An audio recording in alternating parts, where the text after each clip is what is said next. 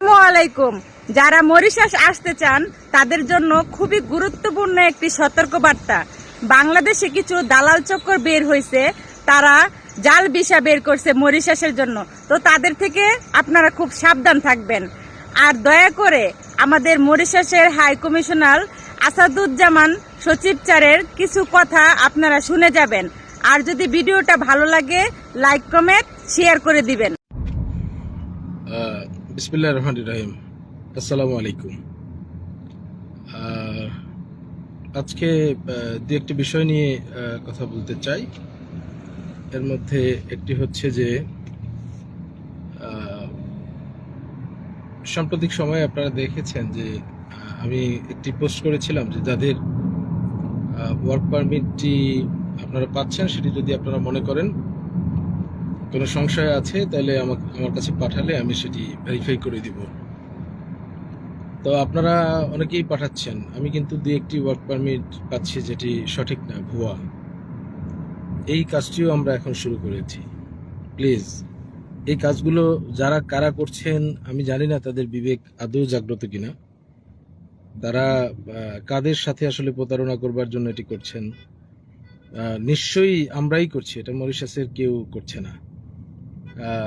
যদি আমরাই করে থাকি তাহলে আমাদের নিজেদের সাথে আমরা এত বড় প্রতারণা কিভাবে করি, বিষয়টি একটু ভাববেন। এবং যাদেরগুলো আমি যাচাই করেছি আপনারা জানেন, আমি বলেও দিয়েছি যে এটি সঠিক না, ভুয়া। তারাও কিন্তু তথ্য দিচ্ছেন না। তারা একটু তথ্য দেন, আমাদেরকে একটু বিস্তারিত তথ্য দেন। এটি একটি ভয়ানক প্রতারণা, এটি একটি বড় ধরনের অপরাধ। এই ধরনের অপরাধের বিরুদ্ধে আমাদেরকে সোচ্চার হতে হবে এবং আপনাদেরকেও প্রতিবাদ করতে হবে।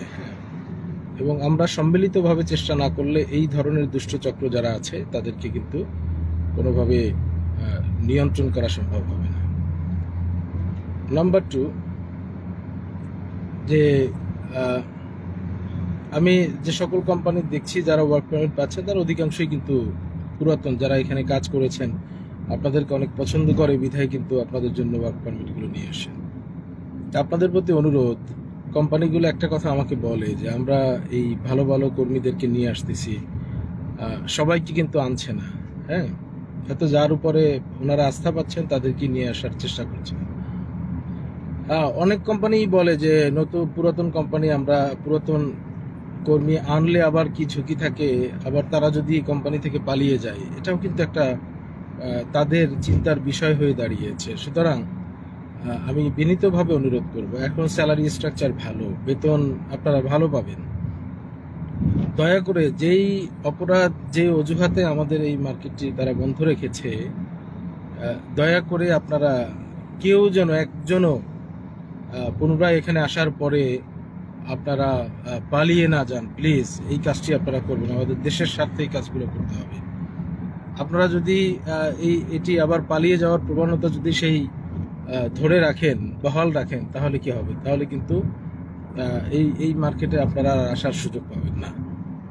এইবার তারা যেই সবুজ সংকেতটি আমাদেরকে দিয়েছে, মনে করতে হবে এটি আমাদের দ্বিতীয় সুযোগ এবং এটি আমাদের সর্বশেষ সুযোগ। সর্বশেষ সুযোগটিকে যদি আমরা হাতছাড়া করি তাহলে আর পরবর্তীতে আর এরকম সুযোগ আমরা নাও পেতে পারি। তা আমি বিনীতভাবে আপনাদেরকে অনুরোধ করি, আমাদের দেশের স্বার্থে, আমাদের মানুষজনের স্বার্থে যারা আমরা এখানে আসতে চাই, প্লিজ আমরা এই ধরনের কর্মকাণ্ড যেন না করি। আমি অতি সত্বর একটি লিস্ট পাবলিশ করব যেখানে আপনারা দেখবেন যে সাম্প্রতিক সময়ে বিভিন্ন কোম্পানি থেকে আমাদের বাংলাদেশি কর্মীরা পালিয়েছেন, এই দেশের পররাষ্ট্র মন্ত্রণালয় আমাদেরকে পাঠিয়েছে।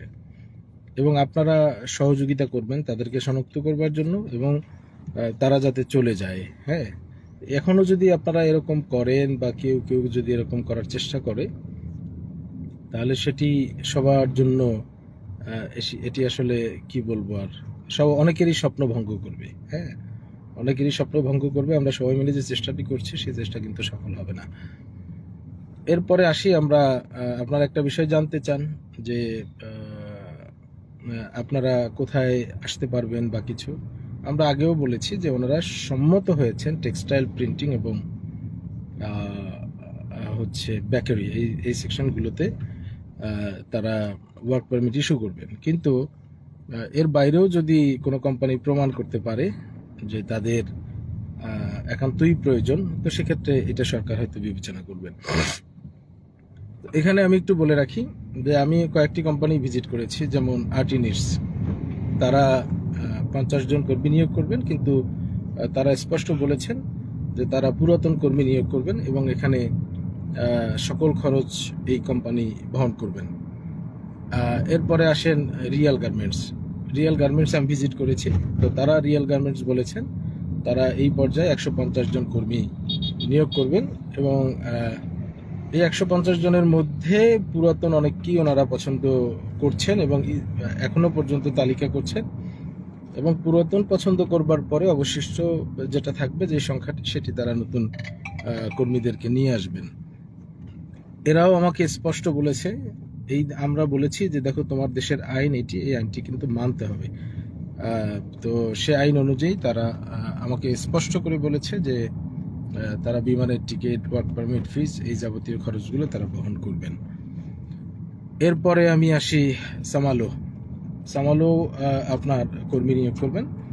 তো সামালোর মালিকের সাথে আমি দেখা করেছি, তার সাথেও আমি কথা বলেছি, HR এর সাথেও আমি কথা বলেছি। বিষয় হলো তারাও একইভাবে বলেছেন যে তারাও কর্মী নিয়োগ করবেন এবং সেক্ষেত্রে পুরাতন এবং কিছু নতুন দুটির সম্মিলনে এই নিয়োগটি তারা করবেন। এবং এক্ষেত্রে তারা ওয়ার্ক পারমিট, ফিজ, বিমান ভাড়া এগুলো কিন্তু তারা কোম্পানি থেকেই বহন করবেন।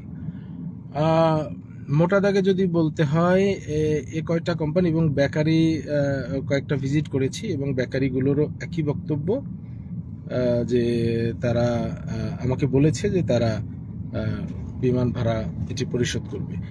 তো এটি আপনাদের অবগতির জন্য। আমি যে সকল এজেন্সি আপনারা কাজ করবেন, আপনারা ভালো করে জানেন যে এই মার্কেটের কি অবস্থা ছিল, এখন কি সম্ভাবনা তৈরি হয়েছে, এবং এই সম্ভাবনাকে যদি আমরা আরো সামনের দিকে এগিয়ে নিয়ে যেতে চাই এবং এই সম্ভাবনাকে যদি আমরা ধরে রাখতে চাই, তাহলে কিন্তু আমাদের এই আইনের বাইরে যাবার কোনো সুযোগ নেই। সুতরাং এই দেশের আইনকে আমাদেরকে সর্বোচ্চ সম্মান জানাতে হবে, শ্রদ্ধা জানাতে হবে এবং সে অনুযায়ী আমাদেরকে কাজ করতে হবে। আপনাদের সকলের সহযোগিতা প্রয়োজন এবং আপনারা যদি সকলে সহযোগিতা করেন, তাহলেই একমাত্র আমরা এই জায়গাটিতে আমরা খুব ভালোভাবে কাজ করতে পারবো। আমরা এমনও অনেকে শুনি যে অনেকে এত অতি উৎসাহী যে আপনারাই বলেন যে যত টাকা লাগুক আমি যেতে চাই। নো, আপনাদেরকে কিন্তু আমরা যদি এই কাজটিকে বাস্তবায়ন করতে চাই, তাহলে আপনাদের সহযোগিতা আমাদের সবার আগে প্রয়োজন।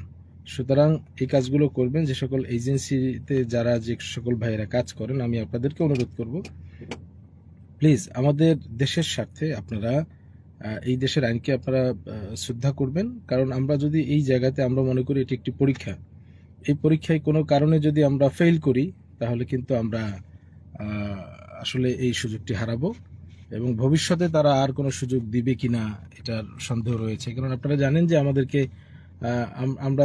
আমাদের কারণে যে শূন্যতা তৈরি হয়েছে, সেই শূন্যতা কিন্তু বিভিন্ন দেশ থেকে তারা পূরণ করে ফেলেছে। হ্যাঁ, ধন্যবাদ সবাইকে। ভালো থাকবেন, সুস্থ থাকবেন।